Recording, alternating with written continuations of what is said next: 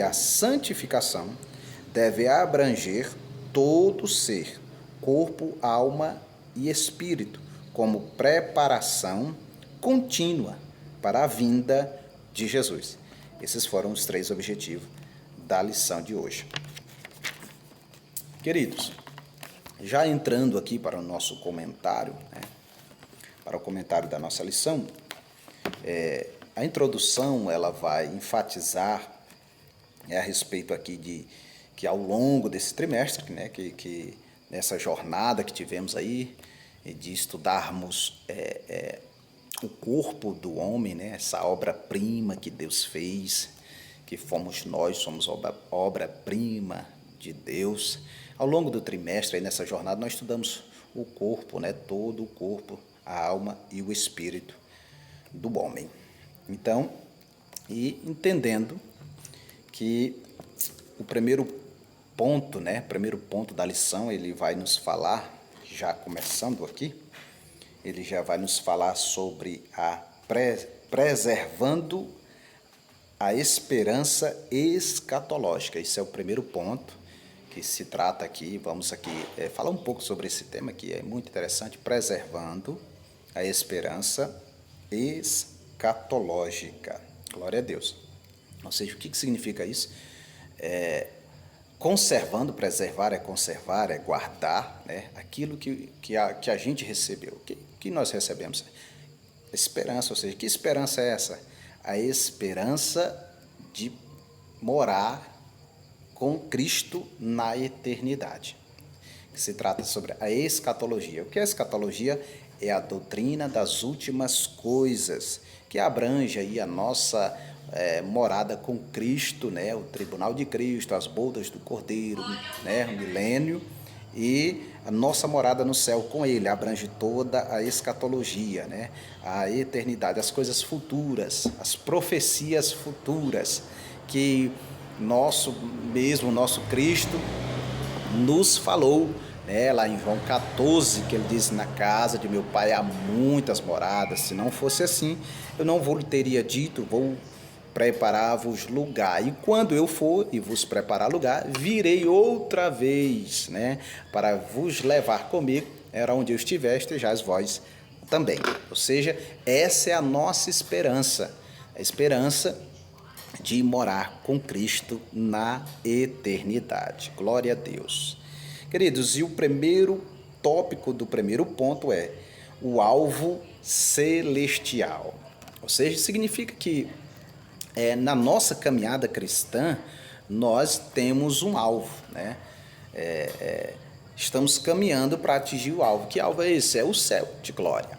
Nós estamos aqui na terra, mas nós somos peregrinos aqui na terra. Estamos caminhando para chegar em um determinado lugar. E esse lugar é o nosso alvo. E não é aqui na terra, é no céu. Glória a Deus. Entendendo isso, sabemos que existe uma oposição, ou seja, existe um inimigo que sempre tentou, de todas as maneiras, nos atrapalhar a acertar o alvo, desde o princípio. Podemos observar isso lá em Gênesis, quando ele fez com que Adão e Eva desobedecessem a Deus, comendo do fruto, que não era para comer, da árvore, do fruto que não era para comer, que Deus proibiu. E aí ele enganou com a sua astúcia, enganou Eva e, juntamente com Adão, eles pecaram. E o significado da palavra pecado mais comum é errar o alvo. Então o comentarista traz aqui, o alvo celestial. Nosso alvo é o céu. Mas o inimigo tem de todas as maneiras tentado nos tirar desse alvo. Muitas pessoas têm saído deste alvo, têm errado o alvo, ou seja, o pecado tem feito as pessoas se afastarem de Deus, a perderem a esperança de uma vida futura gloriosa no céu. Muitos têm, por causa do pecado, através do inimigo, têm perdido essa esperança escatológica, das bênçãos futuras que Deus nos prometeu, da nossa morada no céu de glória. E com isso elas têm errado o alvo. E isso é interessante a gente entender isso, porque é uma obra que o inimigo tem feito com todas as forças, tentado com todas as suas forças, nos tirar da presença do Senhor nosso Deus. Mas nós estamos com a ajuda de Deus e nós vamos alcançar, com a ajuda de Jesus. Vou comentar aqui uma parte que eu vou frisar aqui, vou citar aqui, onde ele diz assim, ó: a nova vida em Cristo é uma correção de alvo, visa tirar-nos da limitada e miserável perspectiva meramente terrena e finita e nos sintonizar com um propósito celestial e eterno. Ou seja, a partir do momento que nós, o comentarista está frisando, dizendo que a partir do momento que nós nos convertemos a Cristo, nós deixamos de errar o alvo. E agora estamos acertando o alvo, porque estamos caminhando com Cristo, a qual ele mesmo diz: eu sou o caminho, a verdade e a vida, ninguém vem ao Pai senão por mim. Ou seja, Jesus é o caminho, é ele que nos conduz ao céu. Por isso Paulo diz em Romanos, no capítulo 4, versículo 12, que em nenhum outro nome há dado entre os homens pelo qual nós devemos ser salvos, senão por Cristo. Ou seja, é Jesus que nos leva a atingir o alvo, é Jesus que nos conduz ao céu. Ele é o caminho que nos levará ao céu de glória. Então, permaneça em Cristo e você não errará o alvo. Glória a Deus, aleluia. Queridos, o segundo tópico do primeiro ponto fala sobre oposições à visão celestial. Entendendo sobre isso, vemos que muitas são as pessoas que hoje têm perdido a sua visão com relação ao céu. Muitas pessoas têm perdido a visão por causa do pecado, isso é óbvio, têm tirado a sua visão do céu e colocado em outras coisas que têm conduzido eles à perdição. Essa oposição, ela, como eu já disse, não é de hoje, é de muito tempo. O inimigo tem se oposto a isso, né? A maior oposição a Deus é o inimigo, e ele tem usado as suas artimanhas para tirar a visão das pessoas do céu.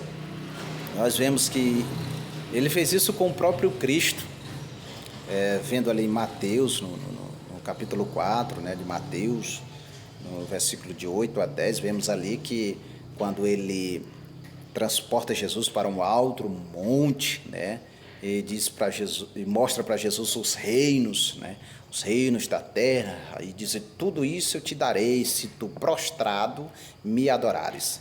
Aí Jesus repreende ele, e diz assim: somente ao Senhor servirás e darás culto a Deus. Então, assim, é uma oposição. Satanás sempre foi uma oposição sobre a visão do céu, das coisas gloriosas. E muitas pessoas têm tirado a sua visão do céu e colocado a visão nas coisas terrenas e têm ido para o caminho da perdição, têm perdido o seu foco. Isso é muito perigoso. Mas Deus, ele sempre nos dá uma válvula de escape, nos traz uma luz, e a luz é a sua palavra. A palavra de Deus é luz, já diz o salmista no Salmo 119, versículo 105, dizendo: luz para os meus caminhos é a tua palavra. Ou seja, isso significa que essa oposição não é de hoje. A oposição já é de muito tempo, tentando tirar a nossa visão do céu. Mas Jesus já dizia, o profeta Isaías já disse que Jesus, ele é o nosso alvo. Ele disse: olhai para mim, vós todos os termos da terra. Olhai para mim, sereis salvo, vós todos os termos da terra. Então a nossa visão tem que ser em Cristo, e Jesus é o foco da nossa visão. Ele é que nos conduzirá ao céu de glória. Então, olhe para Jesus. Olhai para mim, sereis salvos. Pois bem, o terceiro tópico do primeiro ponto é inimigos da cruz de Cristo.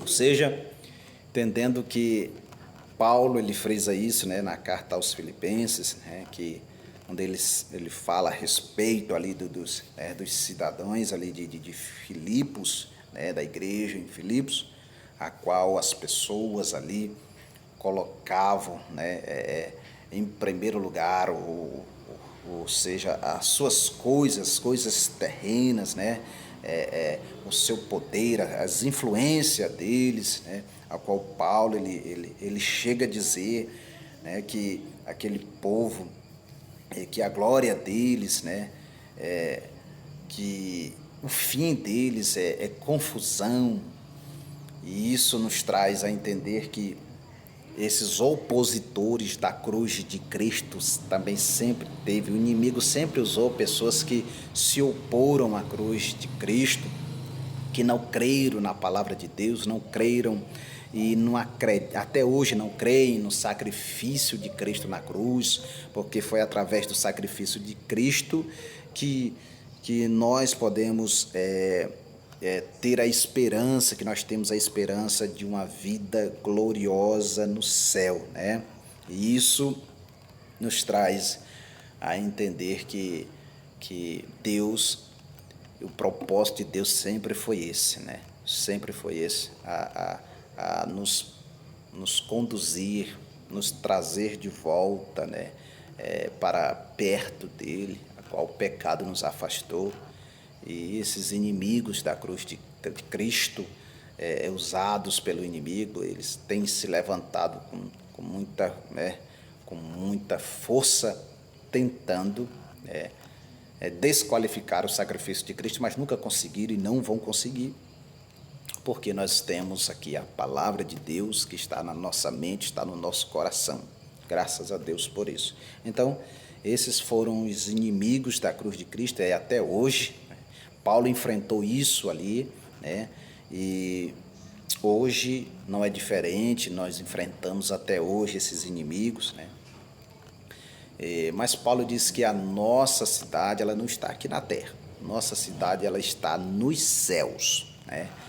Nos céus. E a qual ele mesmo diz lá em 1 Tessalonicenses, no capítulo 4, no versículo 13, quando ele fala a respeito, irmãos, eu não quero que vocês sejam ignorantes acerca dos que dormem, né? Porque o mesmo Senhor descerá do céu com alarido, com voz de arcanjo, né? A trombeta de Deus soará, e nós que estamos vivos seremos arrebatados, né? Os mortos ressuscitarão e nós seremos arrebatados, iremos ao encontro do Senhor nos ares. Glória a Deus. Essa é a nossa esperança, é o que nós confiamos, o que nós esperamos, é isso. Glória a Deus por isso. Pois bem, queridos, esse foi o primeiro ponto. Já vindo aqui para o segundo ponto, perigos de teologias modernas. Perigos de teologias modernas. Esse é muito importante. Isso aqui é muito importante. O segundo ponto é muito importante. Perigo de teologias modernas. É o que nós estamos vivendo hoje com muita força, né? E o primeiro ponto diz assim, primeiro tópico do segundo ponto. Um cristianismo secularizado, né? Ou seja, o que tem ganhado força no meio cristão é esse falso cristianismo, né?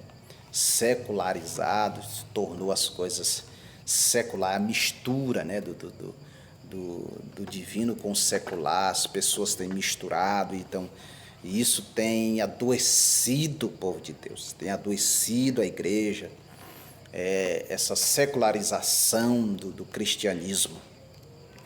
E isso é muito sério, isso tem atingido, tem tirado das pessoas a esperança deles, tem mudado a visão de muita gente, essa secularização do cristianismo. E nós temos visto isso com um efeito negativo, né, no nosso meio, porque o cristianismo puro e simples, ele é poder de Deus. É o que Paulo disse: eu não me envergonho do Evangelho, porque é poder de Deus para a salvação daquele que crê. Nós podemos ver que essa secularização tem tirado o poder da igreja, tem tirado o poder, né, do nosso meio. A gente, nós não queremos aqui generalizar a todos, mas é uma coisa que tem sido questionada em muitas reuniões. Não se vê mais milagres acontecer, não se vê mais o poder de Deus acontecer, se manifestar no nosso meio, que era comum, irmãos, era comum, principalmente no nosso meio pentecostal. Era comum a gente ver a manifestação do poder de Deus quase em todos os cultos. A gente via isso. Hoje, raramente a gente vê uma manifestação assim, por causa do secularismo que tem entrado dentro das igrejas. Isso não pode acontecer. Isso atrapalha a esperança, a fé, o crer dos fiéis. E isso tem adoecido. O comentarista foi muito bem abordado, né? Abordou bem isso, né? E ele diz aqui uma frase importante que fala assim, veja só o que ele diz aqui: enquanto mais secularismo, menos poder, né? Jesus espera que conservemos entre nós os verdadeiros sinais que devem seguir os que crerem: expulsão de demônios, novas línguas, maravilhas, curas divinas. E tudo isso na expectativa da eternidade. Ou seja, quanto mais secularismo, menos poder de Deus. Existem muitas igrejas que estão aí sem o poder de Deus por causa do secularismo. Pois bem, queridos, no segundo tópico do segundo ponto fala assim: falsos discursos. Ou seja, o que a gente mais está vendo, grandes debates, né, importando mais com questão de como se falar bem, a boa oratória, né, aquele discurso falso de engano, e isso tem prejudicado, né, a esperança do cristão. E esses falsos discursos com mentiras, né, está surgindo muito no meio cristão. Isso é uma doença que está se proliferando com muita força, né? E a crítica, né? A crítica às tradições, à doutrina bíblica. Os discursos hoje falsos são críticos à doutrina bíblica, dizem não tem nada a ver, isso é muito duro, é rígido, igreja tal e tudo. Isso tem se proliferado com muita força no meio cristão e tem atrapalhado muito a obra de Deus aqui, muito mesmo. E eu observo isso, e o comentarista, eu quero trazer aqui uma fala do comentarista que é muito importante, que ele diz assim: quando se perde o senso da iminente volta de Jesus, compromete-se o valor da santificação. Ou seja, esses falsos discursos, né, ele faz com que o homem perca o senso, né, o senso da iminente volta de Cristo. Muitos aí estão pregando aí que Jesus não vai vir agora. Não, Jesus não vem. E as pessoas estão perdendo essa eminência, esse respeito, essa crença na eminência, na volta de Cristo, né? Isso tem prejudicado, as pessoas não têm mais se santificado, não têm levado mais uma vida preparada, uma vida santa, pautada na doutrina bíblica, no amor e no respeito, na obediência a Deus. As pessoas não têm se preparado, né, para a volta de Cristo, não estão esperando mais a volta de Cristo, justamente por esses falsos mestres, discursos mentirosos, distorcendo as verdades bíblicas, e isso tem prejudicado muito. E o terceiro tópico terceiro tópico do segundo ponto fala sobre prosperidade, existencialismo e engajamento cultural. Ou seja, isso é uma coisa que até hoje, né, é um embate muito forte quando se fala sobre a teologia da prosperidade, né, onde que os homens, algumas igrejas pregam isso, alguns teólogos, ou seja, pregadores, eles frisam isso, isso é doentio, porque é baseado em uma doutrina que se você não tem, se você é pobre, você não tem algo, você é amaldiçoado, você tem que ser rico, porque Deus é o dono do ouro e da prata, e usa versículos bíblicos para usar isso para enganarem as pessoas.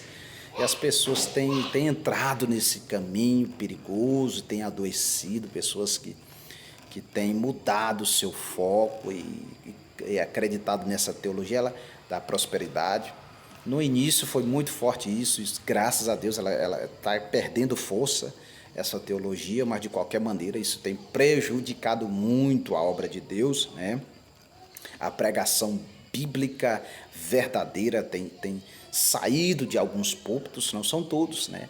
Alguns púlpitos têm deixado de pregar a doutrina bíblica, né? A pregação bíblica que é sobre a vida em santidade, a vida cristã em santidade. E qual era a mensagem? A mensagem de Cristo, a mensagem de João Batista sempre foi essa: arrependei-vos, né? Arrependei-vos, arrependei-vos dos vossos pecados e credes no Evangelho. Ou seja, essa é a mensagem bíblica para que o homem venha preparar o seu corpo, a sua alma e o seu espírito para morar na eternidade. Sem arrependimento não há salvação, não há perdão de pecados, se não haver arrependimento. Então, a mensagem central do Evangelho é arrependei-vos, arrependei-vos, não é enricai-vos, não. A mensagem bíblica é arrependei-vos, arrependei-vos de vossos pecados e convertei-vos, né? Para que sejam santificados e alcance a eternidade com Deus. Queridos, nós vamos aqui agora para o terceiro ponto da nossa lição, que é conservando espírito, alma e corpo. O primeiro tópico do terceiro ponto diz assim: prontos para o retorno de Cristo, né? Prontos para o retorno de Cristo. Ou seja, nós, o que realmente nós temos que estar prontos para o retorno de Cristo, estarmos preparados para quando Cristo vier, nós subirmos com Ele. Esse o tempo disso é hoje, o tempo disso é agora, e nós temos que estar preparados, né? Não é só a alma e nem o espírito, é o corpo também. Corpo, alma e espírito tem que estar plenamente conservado para a vinda do Senhor Jesus. Glória a Deus, nosso corpo, nossa alma e nosso espírito. Aí quem diga por aí, não, Deus só quer o coração. Não, Deus não quer só o coração, Deus quer o corpo, a alma e o espírito. Então, o meu corpo, ele tem que ser santo, assim como a minha alma também. E o meu espírito também tem que ser santo, aguardando a vinda do Senhor Jesus Cristo. É por completo, por completo. Nossa santificação é por completo, estarmos prontos, não é se preparar, é estarmos prontos. Segundo tópico do terceiro ponto é uma santificação completa, né? Entendemos que isso nos traz, né, que é uma santificação completa. Eu quero fazer aqui uma leitura no livro de Apocalipse, capítulo 22, que as Escrituras nos falam assim, capítulo 22, do livro de Apocalipse, versículo de número 11. Veja só o que diz a Bíblia Sagrada. Diz assim, olha. Quem é injusto, faça injustiça ainda. E quem está sujo, suje-se ainda. Quem é justo, faça justiça ainda. Quem é santo, seja santificado ainda. Glória a Deus. Ou seja, uma santificação completa. Uma santificação completa, e isso nos traz a entender que a nossa vida, nossa trajetória de santificação em relação à eternidade, ela tem que ser constante, tem que ser completa. Ou seja, a nossa separação, é o significado da palavra santificação. Santos quer dizer separados, ou seja, a nossa separação do mundo, ela tem que ser completa. Não existe meio termo, não existe um pé na igreja e outro pé no mundo. Não existe na igreja uma coisa e lá fora outra, não. O jeito que você é santo na igreja, você tem que ser santo aí no mundo. Nossa separação é por completo, por completo. Deus vem buscar um povo zeloso e de boas obras. Então a nossa santificação, ela é completa. Temos que ter o nosso corpo, a nossa alma e o nosso espírito preparados para a eternidade. Pois bem, aqui foi mais um comentário das lições bíblicas. Deus continue abençoando você, em nome do Senhor Jesus. Muito obrigado por ficar até aqui conosco. Deus abençoe.